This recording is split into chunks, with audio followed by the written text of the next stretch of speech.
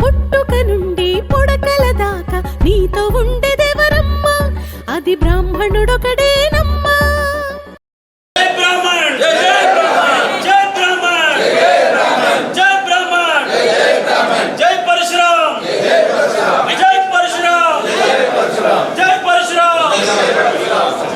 బ్రాహ్మణులను దూషించకు, బ్రాహ్మణులను ద్వేషించకు, బ్రాహ్మణులను వంచించకు, బ్రాహ్మణులను నిందించకు, బ్రాహ్మణులను దూషించకు, బ్రాహ్మణులను ద్వేషించకు,